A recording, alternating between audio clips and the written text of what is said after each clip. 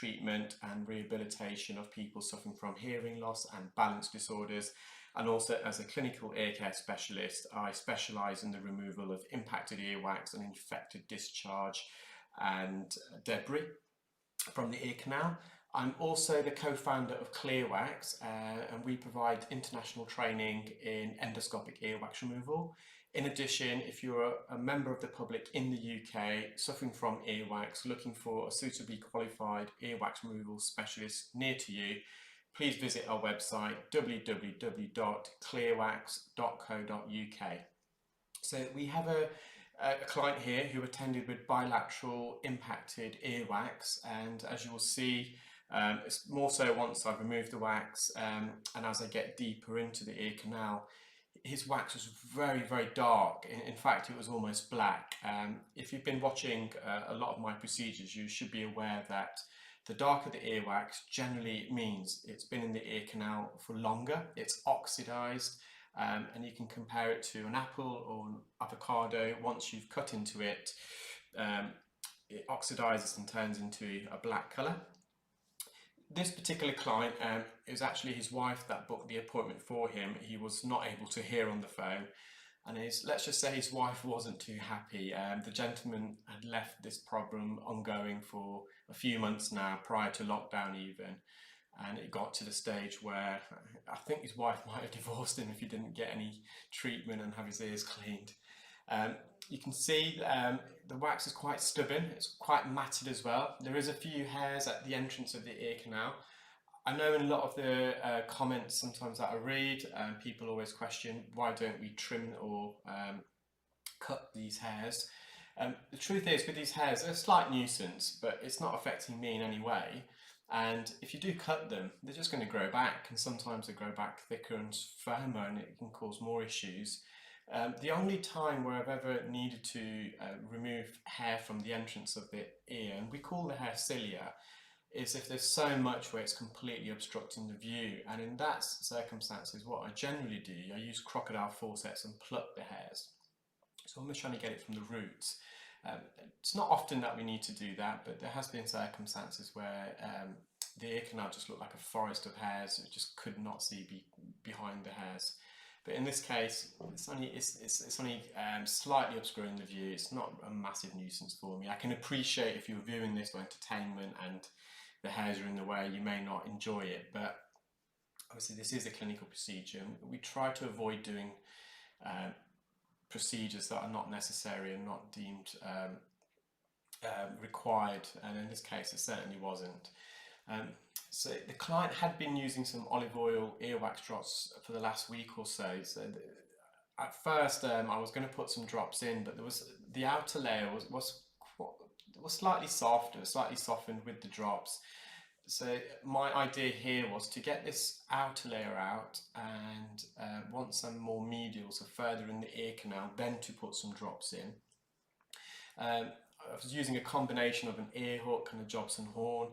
And you will see as during this procedure, and especially on the client's left ear, this is his left ear, using the ear hook in particular to chisel segments of this wax before then vacuuming it using the Zollner suction probe to remove it. You can see just how impacted it is. You can compare it to almost like a chewing gum that's been stuck under a chair or your old school desk.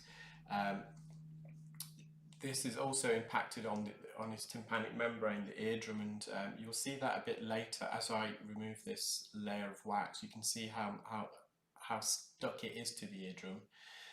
So I've just created a bit of a gap at the top, so I've just tried to insert the Jobson, so it's an ear hook, trying to get in behind there.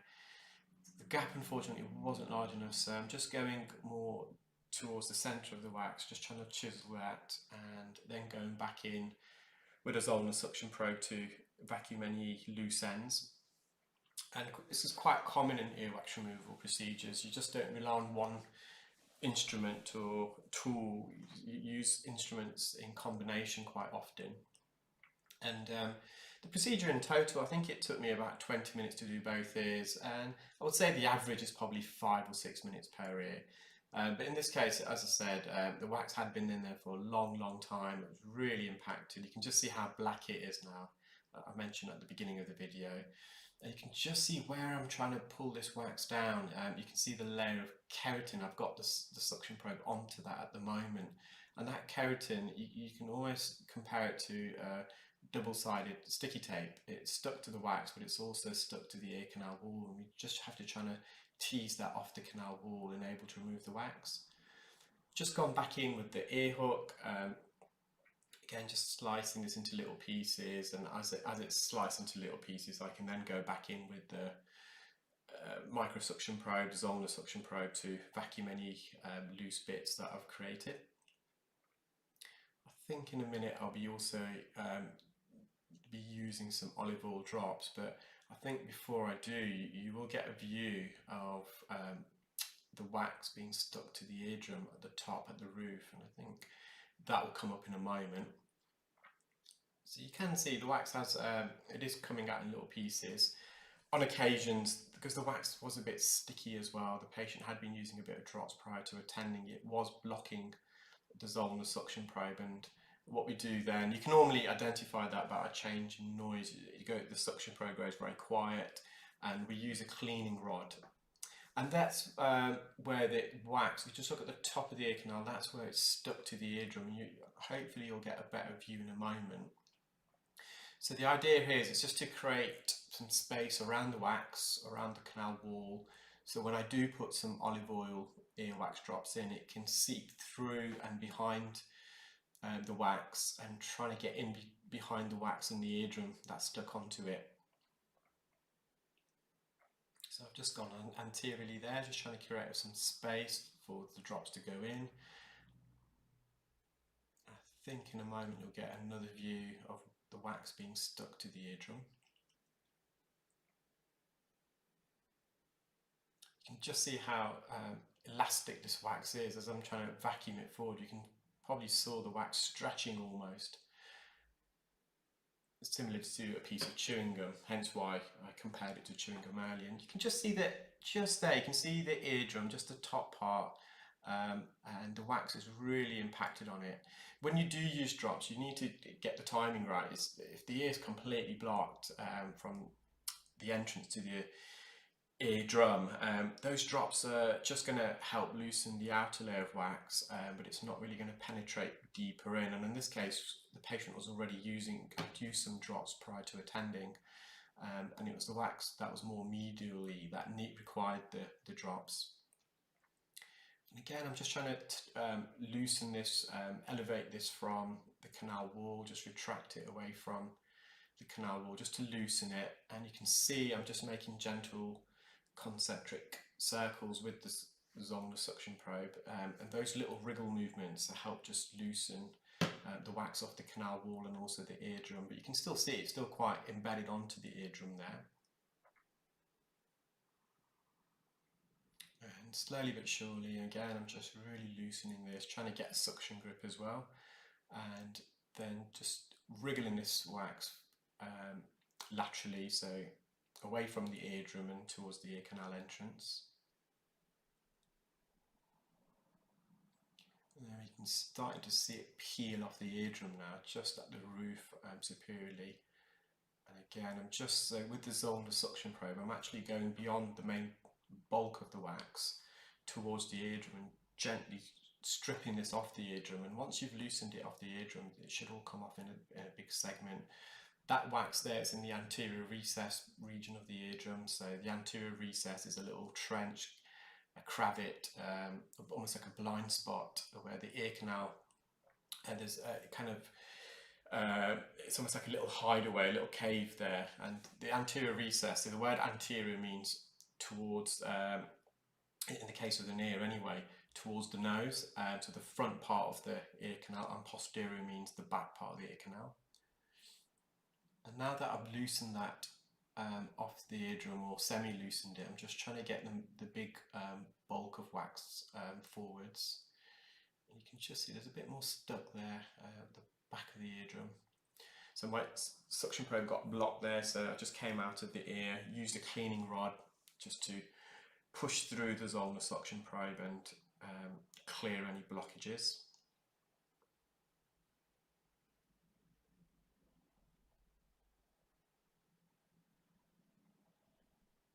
And throughout the procedure, the client was very comfortable. He tolerated the procedure very well indeed. I think he's learned his lesson to get his ears cleared out more regularly. I did say to him when he goes home he's got no excuse for not hearing his wife, which I think at times he joked that he actually enjoyed the silence at home. And again, it is really stubborn, but I think we're going to be able to extract this now. There we go. And sometimes that's how you have to remove wax. It's just not as simple as putting a vacuum cleaner in the ear. We're not using a Dyson to vacuum the carpet at home. This is a delicate part of the body. Ear canals, approximately 30 millimeters to 3 centimeters in length. The diameter's 8 millimeters. My endoscope is 2.7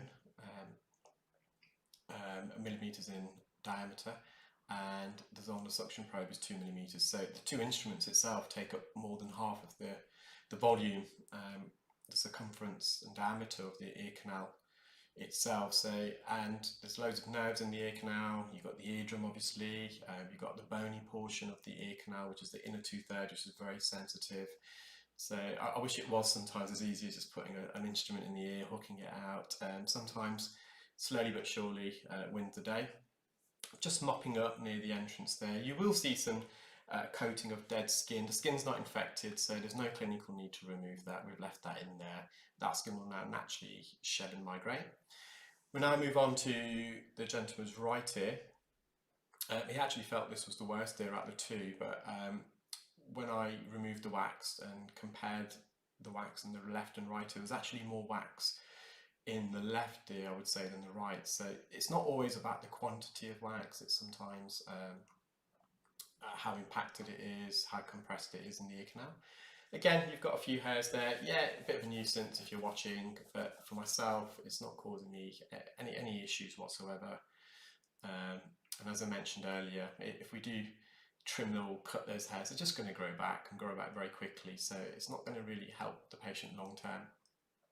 Also, sometimes you run the risk of when you trim your hairs or cut them, that these hairs because they're loose, they fly into the ear canal and mat against the wax. So if anyone is at home trimming their hairs near the entrance of the ear canal, just recommend putting a ball of cotton wool with Vaseline just at the entrance, not too far in, because you will have to remove that cotton wool ball, and it just prevents loose hairs flying into the ear. When these loose hairs fly into the ear, they do mat against earwax if you have got waxy ears, making it very difficult to remove the wax. So again, you can just see how dark this earwax is. It's really dark in colour. It's been there for a number of years, no doubt. It's oxidised. Just loosening the wax from the posterior canal wall, and now from the superior canal wall, the roof, and now from anteriorly. Again, the patient had been using drops. You can tell by almost the gloss in the ear. There is a bit oily there. Just going to the back of the ear canal there, you can just see where the wax is stuck against the ear canal wall, and there's a few skin adhesions there. I think with this case, I had to come out quite often and unblock the suction probe as it kept getting blocked. And again, the idea is just to remove this soft outer layer of wax that's already been oiled, and once that's removed, we'll put some olive oil drops in just to loosen the rest, the more medial wax that's a bit more drier and impacted.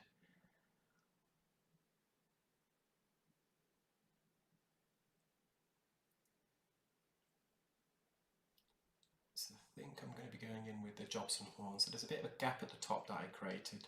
Because this more lateral piece of wax was a bit softer, I could insert the Jobson horn, I could thread it in between the space between the wax and the roof of the ear canal. And once I slided it in, I could actually then almost dig into the wax, like exactly what I'm doing now, getting into the mid segment of the wax and leveraging and extracting this. If the wax was rock solid, it just wouldn't be able to, you wouldn't be able to penetrate the wax with the Jobson horn. It just wouldn't go in, it would be too hard. So I've removed the more lateral wax, just going with the zonal suction probe. The wax is a bit drier here, so so it's not as wet or sticky. Again, just trying to peel it off the canal wall a bit before I put some drops in, some olive oil drops. So there's different types of drops you can use that's available in the market, well, at least in the UK. You've got olive oil drops, you've got hydrogen peroxide drops, and you've got sodium bicarbonate drops. You could put them in two different categories. You can put them as oil-based drops and water-based drops. So obviously olive oil is a oil-based drops. The benefits of olive oil is that olive oil is slightly acidic, and earwax itself is slightly acidic, so it's a similar pH. Therefore, less people who use olive oil drops develop an allergic reaction, as opposed to sodium bicarbonate drops and hydrogen peroxide drops. Both of those drops are water-based, so in some people it can cause irritation and also set off an infection. Also, they are also alkaline in pH, and therefore that itself can cause a bit of irritation. So the fact that it's water-based and also alkaline, for some people, I wouldn't say a tremendous amount of people, but a few people who suffer from otitis externa, for example, so an infection, inflammation of the ear canal, generally recommend olive oil drops. I also prefer olive oil drops because I find olive oil, it works and acts almost like an egg in a cake mixture, whether it be a fish cake or potato cake. The egg binds the wax together. Sorry, the egg doesn't bind the wax together, but if you're making a cake, it binds all the ingredients together. And in case in the ear, the olive oil binds the wax together, so when you do remove it, just like I did a moment ago, it generally comes out in larger pieces. Sodium bicarbonate drops can make the wax very molten liquid state, and hydrogen peroxide drops I find makes the wax very mushy, making it very almost like mashed potato. You can imagine that's very difficult to vacuum and also remove by scooping and using an ear hook. Just some remnants at the ear canal. Again, is there a clinical need to remove this? It wasn't causing any difficulties, but just thought I'd hover over, just peel a bit of the dead keratin there. That will naturally shed. I know a lot of people enjoy watching skin peels. You generally only do skin peels if it is a clinical need. Sometimes you need to remove skin to help release wax, and also sometimes the skin can be infected, and you need to remove that dead layer of skin as much as you can, but it's not infected in this case, and that will naturally shed and migrate. I think I said in my last video, sometimes less is more. The client at this stage, his symptoms are alleviated, he's not experiencing any problems, and if we do too much unnecessarily and we cause injury or trauma to the ear, then we can be deemed clinically negligent. There was a bit of wax on the eardrum, however, which I could use with a fine iron very easily just to remove that. And that's the client's eardrum. You'll see there's a bit of staining there. That's normal, that's natural. I've probably got more wax in my ear than the patient. You've got 3 still images of all the wax. You can see there's quite a lot there on the tissue. You can see all the instruments I used, an ear hook, Jobson horn, Zollner suction probe, and a fine end attachment. I hope you enjoyed that video, guys. If this is the first time you're watching my YouTube channel, please do subscribe, like, comment on the video feed. Also select the bell icon so you'll be notified as and when I upload new videos. And if you're watching this on Facebook,